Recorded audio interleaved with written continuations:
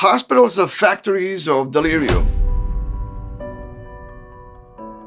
In memory of my dad, Hadzik Sr., in this video, I will tell a somewhat uncomfortable story about my own personal journey. Just a few weeks before his heart attack, my dad was the epitome of vitality at 82. He was fishing, boating, and outpacing friends half his age. His mind was as sharp as his physical strength. He was unstoppable and with boundless energy. Then a phone call shattered this idyllic image. A neighbor called me that he had suffered a heart attack and he was being rushed to the hospital. Being fiercely independent, my dad waited too long to seek help, and by the time he was admitted to the hospital, his damage to his heart was irreparable, but stable. I dropped everything I was doing and rushed to his bedside, only to find a stranger in my father's place. There he was, once robust man, now lost in a tangle of tubes and monitors, his eyes reflecting the fear and confusion in the sterile, buzzing environment of the ICU. He was confused and barely recognized me in the maze of monitors and alarms in this new, unfamiliar environment. This was not the father I knew, the one who had been my anchor of strength and wisdom, and he, like nearly 50% of patients of his age in acute care setting, succumbed to the hospital delirium.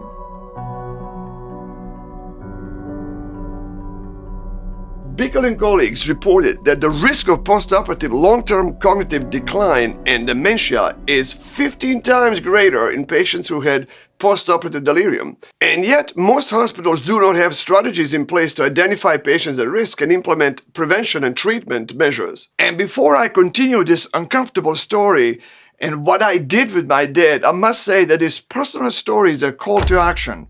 It highlights the urgent need for healthcare systems to develop strategies for early identification and management of delirium, especially in vulnerable populations like the elderly, like my dad. It underscores the importance of humanizing medical care, of understanding that healing is not just about the physical body, but also about the mind and the soul. And this is why NYSORA is looking into partnering with organizations like PIPRA, who use technology support and data-driven decision-making to prevent delirium.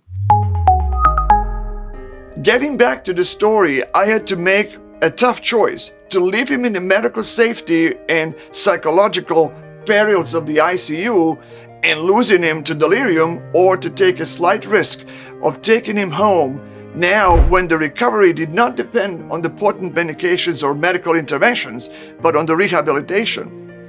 In a bold move, I signed him out of the ICU against medical advice, and I brought him home.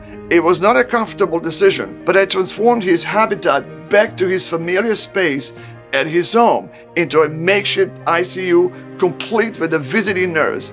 I also moved him for a while, determined to anchor him back to reality. We rallied family members and neighbors to ensure that he was never alone, always surrounded by familiar faces and voices. We reintegrated his routines, his environment, his sense of home. Miraculously, he bounced back hour by hour again to become my dad, the person he was. My dad always loved cars. Just 3 days after return home, he was aching to get behind the wheel of his Audi. I nervously watched him behind the wheel with a smile as he felt the engine's power maneuvering the Audi in the safety of our parking lot. In an instant, we were all overpowered by the joy of seeing my old man returning back to his wonderful self. This experience, while uncomfortable, heartwarming, and successful, is not a common narrative. I'm a doctor. I'm equipped with knowledge and resources not available to everyone. What we did for my dad may not be reproducible for most folks who get stuck with postoperative or ICU delirium, but his journey with my father made me acutely aware of the plight of countless patients who, in the setting of acute illness or postoperative care, descend into the depths of delirium, some of them to never come back. Our family went through a very difficult time through this period, and we were all terrified. And while we managed to salvage my dad with heroic efforts that are not available to most folks, The literature indicates that 38% of patients suffering from hospitalization delirium and consequent dementia do not recover. Hospitals are factories of delirium, stripping patients of their families and routines. My father's story is a testament to the power of personalized care, of the healing that can occur when we treat patients not as collection of symptoms, but as individuals with lives rich in history, relationships, and familiar safe environment. In light of my father's experience with postoperative delirium, I dedicated some time into research and public awareness of the problematic of the hospital delirium, and I rediscovered some startling statistics I never thought about before.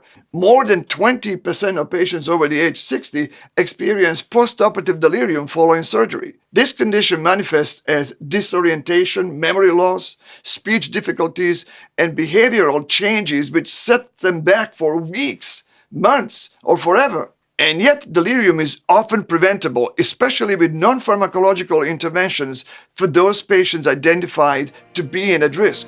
And this is why I decided that NYSORA should partner with institutions like PIPRA to raise awareness, identify the patients at risk, institute prevention, and enhance a hospital's response to delirium through algorithms to provide critical real-time certification risk. And in a world where my father's story is all too common, solutions like PIPRA represent a hope. They empower healthcare providers to make informed, data-driven decisions, ultimately leading to better patient outcomes and more humane, personalized care. And as a medical professional who has witnessed the ravages of delirium firsthand, I see immense value in such innovative approaches to healthcare. Thank you for watching, and if this video provided any value to you, be sure to subscribe and never miss the future ones, as a lot more on this sensitive topic is coming soon. Until next time.